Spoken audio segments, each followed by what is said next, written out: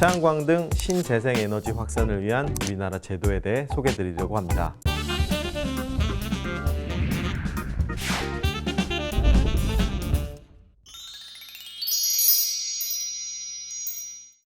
안녕하세요.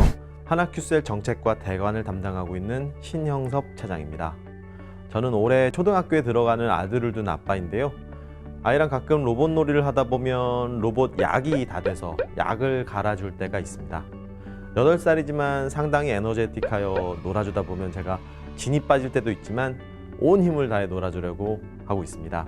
앞서 말씀드릴 때 사용된 약, 에너제틱, 진, 힘이란 단어는 모두 에너지로 귀결이 됩니다.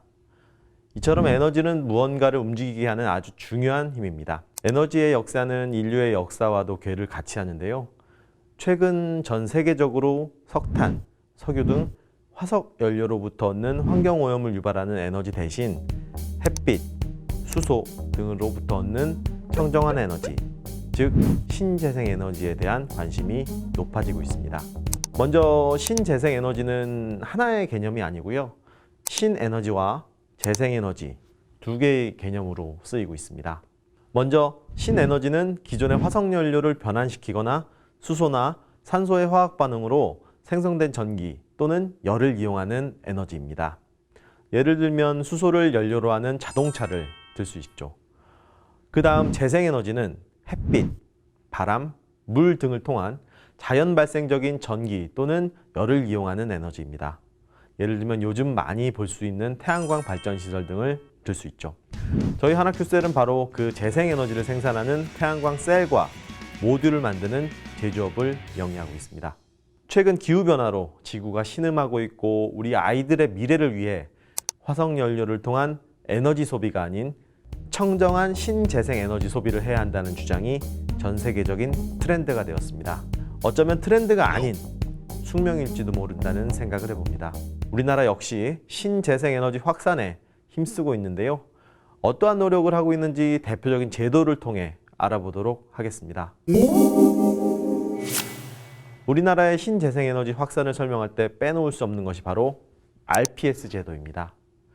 RPS 제도란 신재생에너지 공급 의무화 제도를 말하며 2012년도부터 제도가 시행이 되었습니다.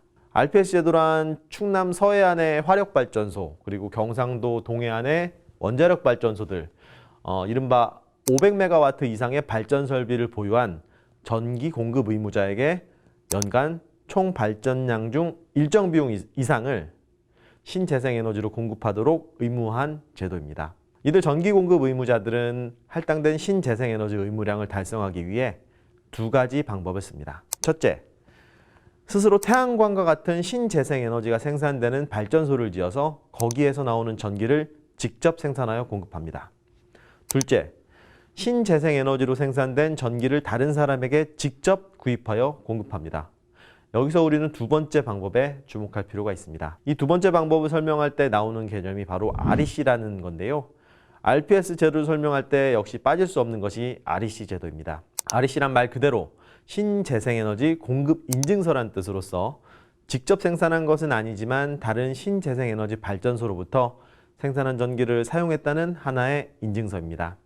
이러한 REC로 인하여 대형 발전사들은 RPS 제도를 비교적 쉽게 이행할 수 있는 수단이 되고 소규모 발전소를 운영하는 개인은 기본적인 전기 판매 수익 외에 추가적인 이익이 생기기 때문에 서로 윈윈의 구조라 할 수 있겠습니다.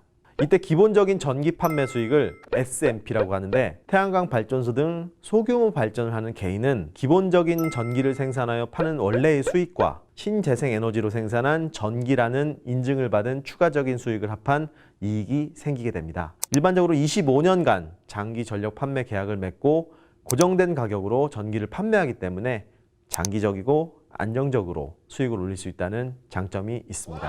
이러한 신재생에너지 장려 제도 등을 통해 태양광을 비롯하여 신재생에너지가 크게 확산이 되었습니다. 또한 우리나라는 2017년 12월에 2030년까지 재생에너지 발전 비중 20% 달성을 목표로 하는 재생에너지 3020 이행 계획을 발표한 데 이어 올해 6월에는 2040년까지 이를 35%로 끌어올리겠다는 목표를 가진 제3차 에너지 기본 계획을 발표하였습니다.